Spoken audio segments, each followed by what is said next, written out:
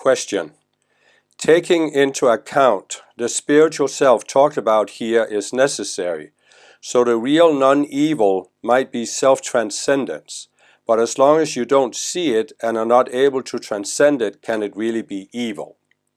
So I know it's a little bit tricky question to understand, but I think we can rewrite it a little bit to say that the original definition of evil is a lack of self-transcendence, an unwillingness to self-transcend.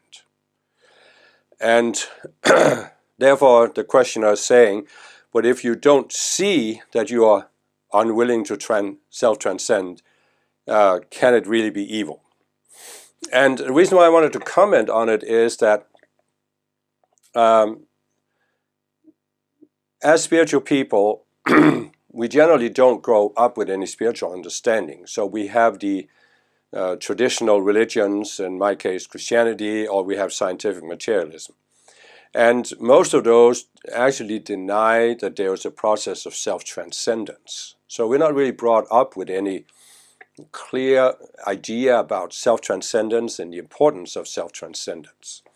But as I try to explain in several of my videos, including my video about how the world was created, self-transcendence is actually the basic law of the universe, in the sense that the entire world is created to give us an environment that we can relate to, so we can expand our sense of self.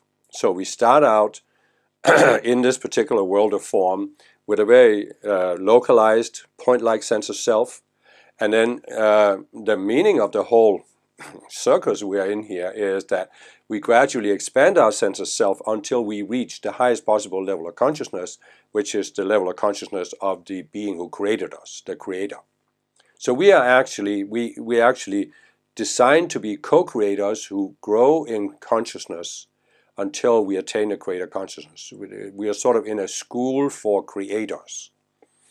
Now, in order to reach that level, we of course have to transcend the sense of self we started with, and that basically means that any sense of self we have to transcend it. That's the only way to go higher. And so, so our potential is self-transcendence, but this of course happens by us making choices as to how we relate to our environment, how we look at ourselves, whether we are willing to let our present sense of self die in order to reach a higher sense of self. And this of course happens under another law, cosmic law, which is free will, that it's up to us to decide what we do with our free will. And so you could say that since the purpose is self-transcendence, refusing to self-transcend is going against the purpose of creation. You could say that's the original evil. I mean, that's, in a sense, as I explained in my video about how the world was created, there were certain beings who made that choice to go against self-transcendence, and they then they fell in consciousness, and they are what I call fallen beings who are still working against self-transcendence and trying to prevent other people from self-transcending. That's why they're seeking to control everybody on Earth. So you could say that. You have to be careful, because evil is of course a value-laden word. Good and evil could very well be seen as a dualistic polarity. And all, as I explained in my videos about non-duality, all duality is another expression of evil, because in a sense you could say that in order to refuse to self-transcend, you go into this state of seeing yourself as a separate being instead of a connected being. Originally we saw ourselves as, we had a limited sense of self, but we saw ourselves as part of a bigger whole. We were part of the allness of creation. And we didn't know necessarily what we were connected with or what we were part of, but we sensed we were part of something bigger than ourselves, connected to something. And then in order to refuse to transcend our sense of self and become more connected, we go into duality. the separate state of mind, where we use the duality consciousness so that we define what's good and evil, instead of seeing that the purpose of life is self-transcendence. And if we go against self-transcendence, then yeah, that's not constructive. But on the other hand, you can also say that we are meant to experiment with whatever we can do with our free will. And part of what we can do with our free will is to deny self-transcendence, and thereby go into duality, where now we are defining what's real and unreal by using the duality consciousness, instead of referring to this non-dual evaluation of what helps us grow and what limits our growth. So now we're going into where we are defining, and one of the things we can define in duality is good and evil. So that's why I'm hesitant to use the word evil here. We can just say that refusing to self-transcend is a choice. It's a choice we have a right to make. We have a right to experiment with that. But of course,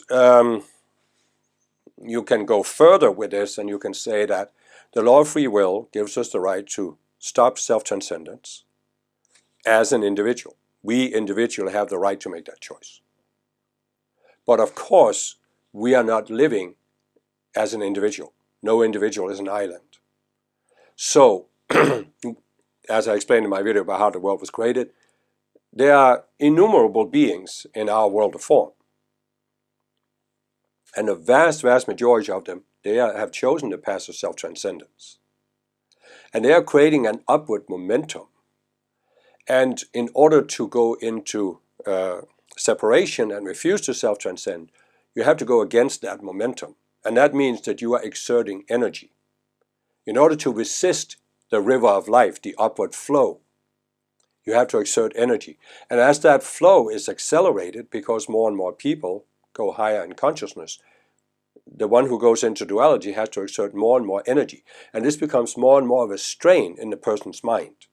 You have to use more and more of your mental energy on just upholding this illusion that you are a separate being and that you have the absolute truth and that everything else is wrong.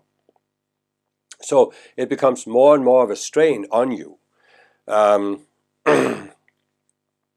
You can explain this by referring to science, which has discovered what's called the second law of thermodynamics. And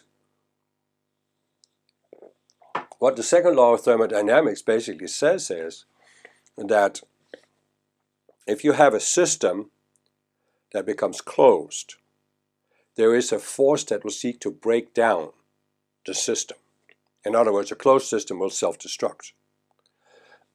And so when you go into separation, your mind becomes a closed system. And that means you become subject to this force that's trying to break down the illusions in your mind. And you have to exert more and more mental energy to uphold and defend the illusion. That's why you see some people who take these unbalanced extremist viewpoints, and they become more and more radical, more and more imbalanced in trying to defend their viewpoint. You can look at somebody like Hitler, who became more and more insane towards the end of his life, because it became harder and harder to uphold the illusion that he was infallible. And you can see other people throughout history who've done the same thing, other leaders, who just becomes more and more extreme until they basically unravel psychologically. And of course you can see that in other people as well. So to me, this is an example of what happens. You go into duality, you become subject to this law, and it's really just the law of free will. As I said, the upward momentum of all those who are transcending themselves is pulling on you, and you have to pull against it. And there just comes a point where the strain becomes too big, you can't stand it anymore, and something breaks in your mind. But this is what we're allowed to do in order to explore the extremes of what you can do with free will. So from a duality perspective, we can't necessarily even call it evil. It's just a choice that some beings make, and it's just a question of how far do they have to take this before they can't defend the illusion anymore. And the illusion breaks down, and now they either go back to the upward path or they refuse and therefore are raised as separate beings, which I also explain in the video about how the world was created.